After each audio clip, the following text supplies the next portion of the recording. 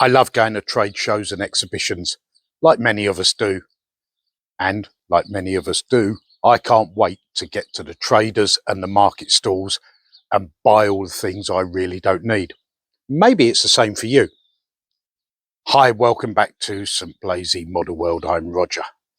This time I'm going to talk to you a little bit about buying a used collection. Very different from the odd purchase that we make sporadically here and there at shows. When someone comes to you and says, I've got a whole load of stuff, it's worth a fortune, we'll do a good deal. Do you fall into a trap? Do you think with your heart or your head? Stick around. Before we go any further, I must make it absolutely clear for the purposes of this video, I'm not going to reveal what I paid or who I dealt with, but this is what I got. There's a whole load of stuff here. Some of it you'll recognise, of course. We've got a Mighty Mallard train set there. We'll come back to that one in a minute.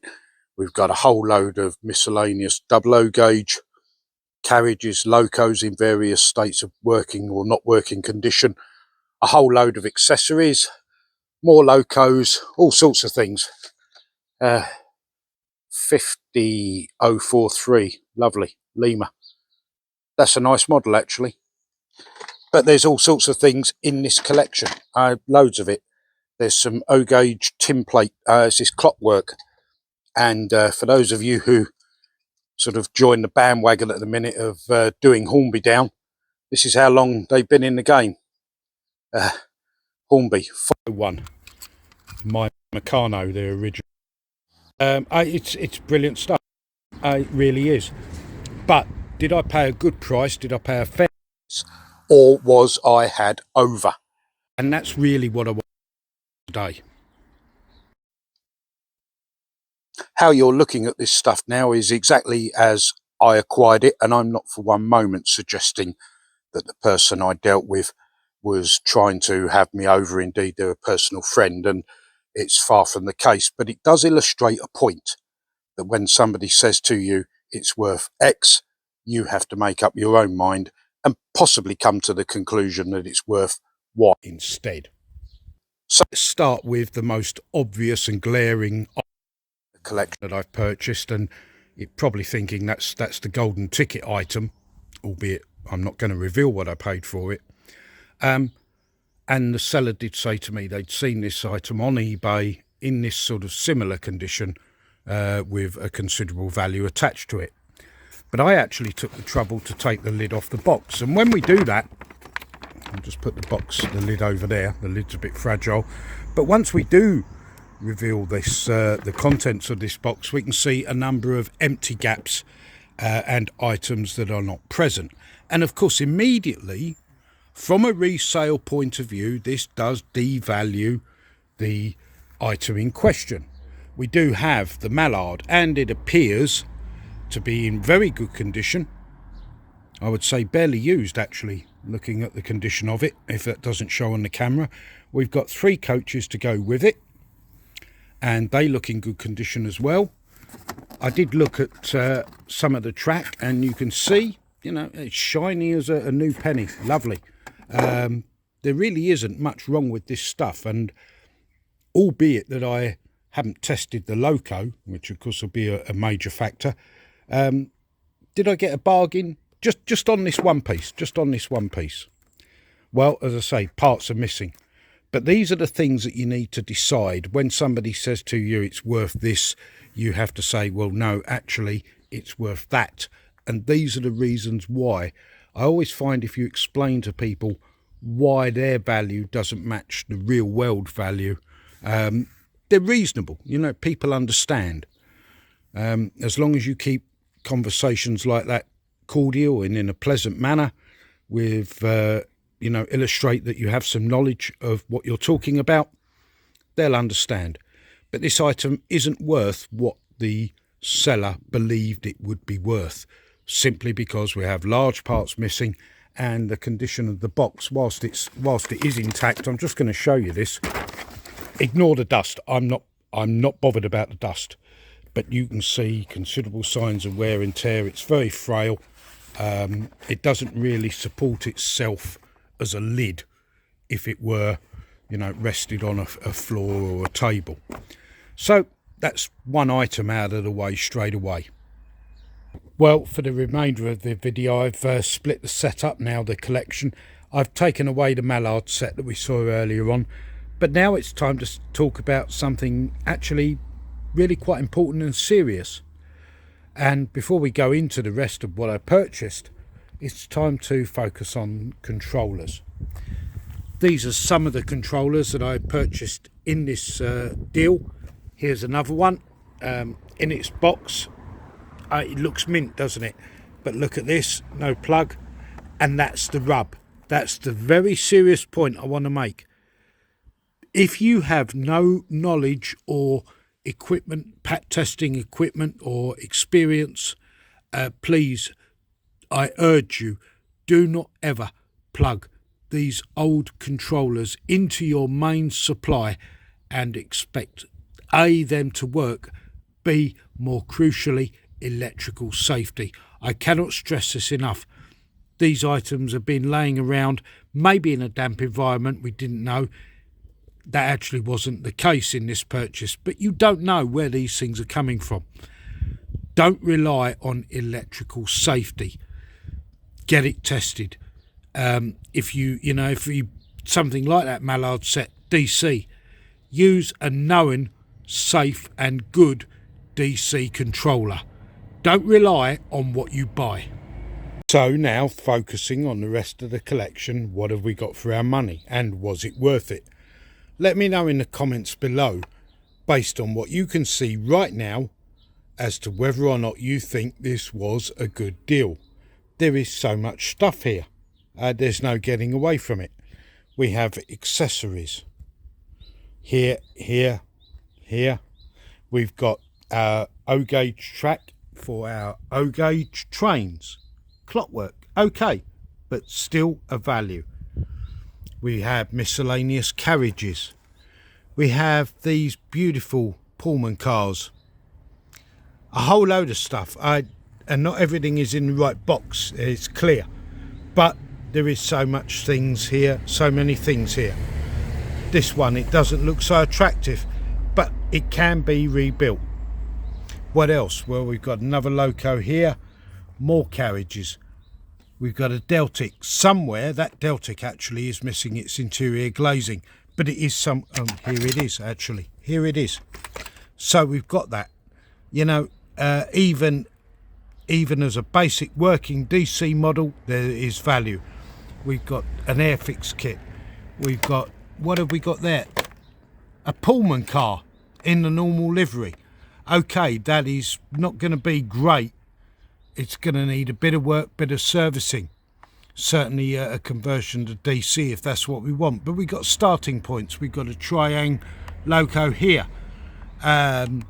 This stuff, that's in the wrong box, isn't it? Triang, railways, completely knocked down. Okay. 2 scale brake second coaches in easy to assemble parts. I don't know if even we've got that in this stuff, but we got the box.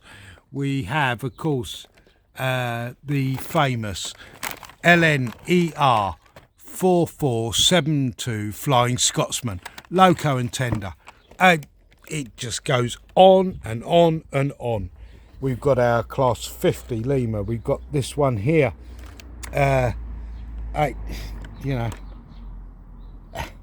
It's amazing, this stuff. The track, some of the track we've got is old track.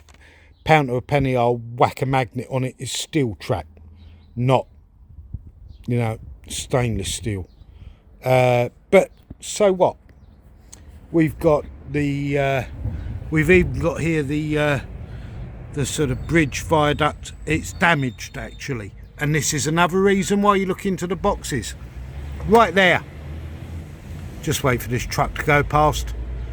Right there. Damage.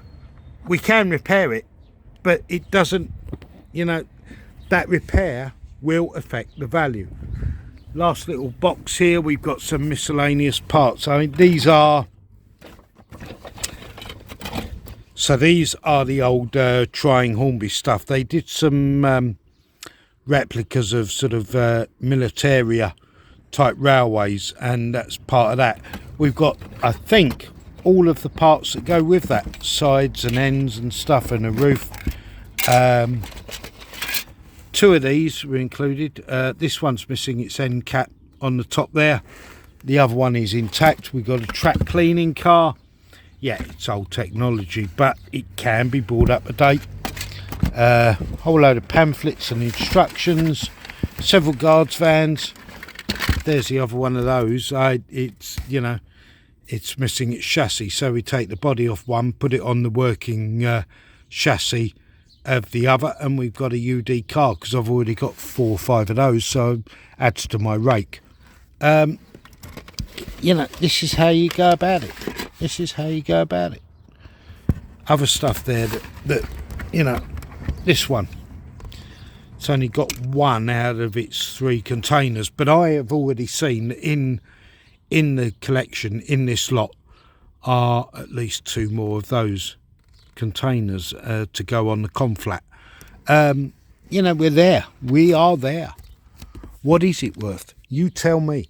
You know, leave your comments. A whole load of boxes, and some of these boxes, the stuff might be in this collection. Other things it might not be. I really don't know. I haven't assessed it all yet. I really haven't. But what is it worth? You know, that. You know, let me just open this, because that's got something in it. Okay. Hornby sprung buffer. Yeah. Cheap. Cheerful. Bit naff, isn't it? Let's be honest. It is a bit naff. But it has a value. What is its value? 3, 4, 5, 6 pounds UK sterling money. Some of these other things here, I don't know what this is. I have no idea. It's 00 gauge. Hang on.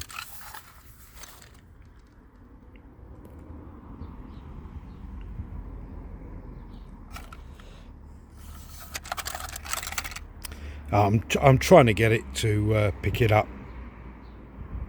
Made in Italy. There you go. Put a price on that. Just put a price on that. Leave your view in the comments. Likewise, this one. You know. So, there we go. You know, look at all this stuff. Is it worth it? Was it worth it? I say at the start, I'm not going to tell you what I paid. I think I got a pretty good deal. Just remember, electrical safety. The main point. Do not just plug this stuff in and assume it's going to be safe and working. What else have you got for your money? Perhaps a rarity, or maybe an item that, it's not rare, but you know, O gauge clockwork, original Hornby Meccano stuff, brilliant. A few accessories. Oh, there they are. There are the things that go with that. There's the 2 things that go with that conflat. There's another one in there as well. You know, we've got a class 50, we've got a mallard, we've got this stuff to work on. A Pulman car. By the way, that is a powered Pulman car. So, you know, potential. A Deltic, potential. Airfix kit, potential. You know, that's how you value it. So much stuff. So much stuff. So, I hope you've found it a little bit interesting. Let me just get that telephone wire out of the way. It's hard to know, isn't it, when someone says, I've got a shed load of stuff. Do you want it? Do you want to buy it? We'll cut a good deal. Where's your measure at? All I can say to you is take your time to investigate the boxes. Take your time to investigate things like the mallard set that we saw earlier on. Wasn't complete. Remember, wasn't complete. Don't get called out. Don't let your heart rule your head. Take it easy, guys. We will see you next time. That's some blazing model world. I've been Roger.